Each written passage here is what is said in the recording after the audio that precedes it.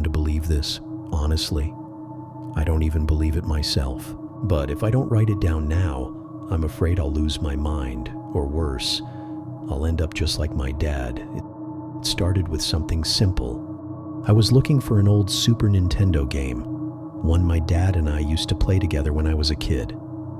It was 2013, January 11th. I had just moved into my dad's old apartment.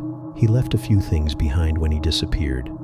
Boxes of junk, old clothes, some of his game collection, but not the one game that mattered. I didn't remember the name, only bits and pieces. A dark jungle, Mayan ruins, a crocodile that closed its jaws as you got closer to dying. I figured someone online would know, so I made a post on a gaming forum, asking about it.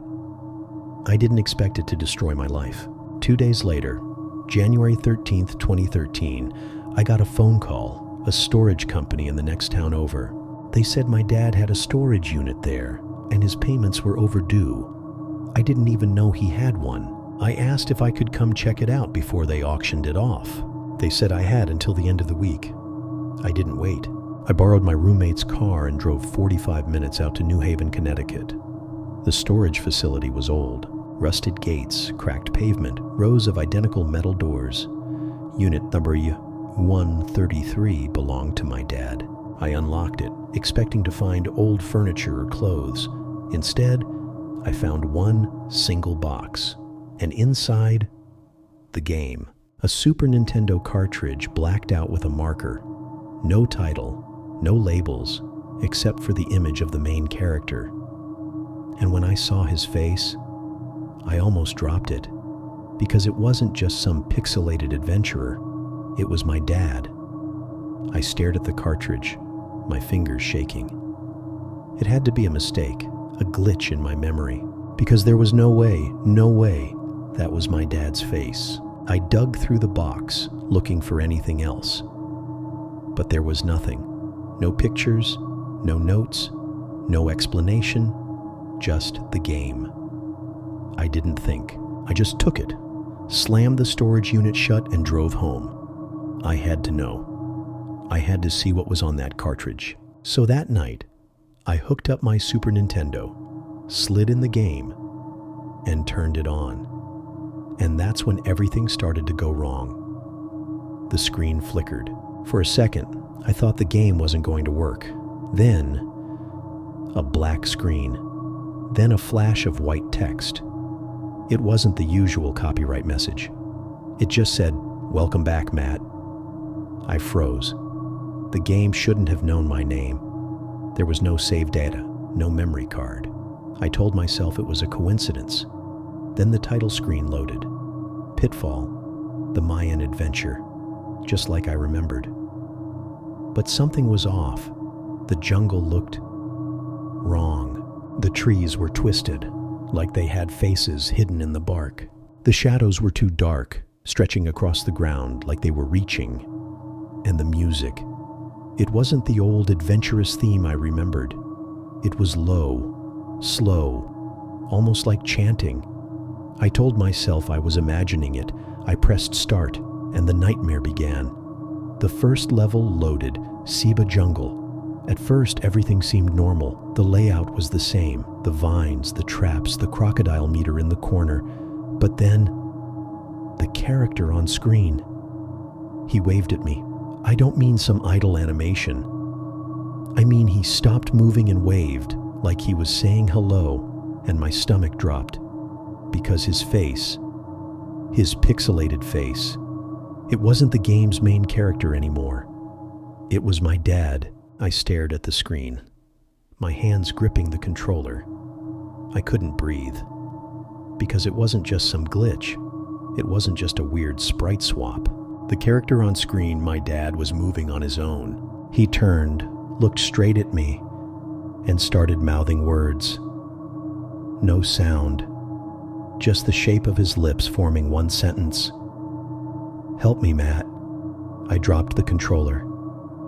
No, this wasn't real. I pressed every button, trying to reset the game, trying to stop it. But then the screen flickered. The music twisted, slowing down into something inhuman. And then from my laptop across the room, a file appeared on my desktop. It was called Your Turn, Son. I stared at my laptop. I hadn't touched it. I hadn't even turned it on. But there it was, a new file on my desktop. Your Turn, Son. My hands were shaking as I clicked it. A text box popped up. It just said, "You'll soon find out why." The second I read the words, the game unpaused on its own. My dad's character was running, but I wasn't touching the controller. He ran left, straight into a tree. And at the exact same time, a loud slam hit my front door. I jumped out of my chair, my pulse hammered in my ears. I looked at the screen. He ran into the tree again. Another slam at the door. I ran to the window, looked outside. No one was there, but the knocking wouldn't stop. I backed away from the window. The knocking kept going. Thud, thud, thud, hard, heavy, like something trying to break in. I grabbed my phone. No signal. I tried the Wi-Fi. Nothing. Then, the screen flickered again. My dad's character was gone. The jungle was empty, except for the trees. They weren't just trees anymore. They had faces twisted in pain, mouths open, screaming. And that's when I heard it. Not from the game, not from my laptop, from inside the apartment. A voice. "Let me in, buddy." The voice came from right outside my door. "Come on, Matt. Let me in." It was my dad's voice. But it wasn't him. I knew it wasn't him. Because my dad had been gone for years. Because there was no way he was standing outside my apartment at 2 a.m. Because his voice didn't sound right. It was flat, empty, like someone trying to sound human and getting it just a little wrong. I didn't move, didn't breathe. I just stared at the door, my whole body frozen. Then, the doorknob turned, slowly, back and forth, testing the lock. Then the voice spoke again. "Your turn is up, buddy." And every light in my apartment went out. Total darkness. I couldn't see anything, couldn't hear anything except the door slowly creaking open. I never unlocked it, but somehow it was opening. I backed away, heart hammering in my chest. I reached for my phone, fumbling with shaking hands. I turned on the flashlight, and there was something standing in the doorway. Tall, thin, skin like rotted leather. Its face. Oh God, it was my dad's face, but stretched, distorted, mouth too wide, pulled into something like a smile, and those eyes, black, empty, bottomless. It stepped inside, and the voice, that horrible twisted voice, spoke one last time. "Come find me, Matt. You're ready." Then, everything went black. I woke up on the floor. The apartment was empty. The door was closed and locked, like nothing had happened. But I knew it wasn't a dream, because my laptop screen was still on, and there was one last file waiting for me. A text document. I clicked it.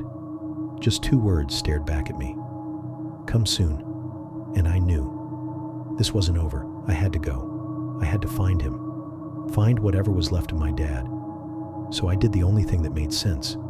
I bought a ticket to Mexico, to the Mayan ruins, to where this all started, to where I think it's waiting for me.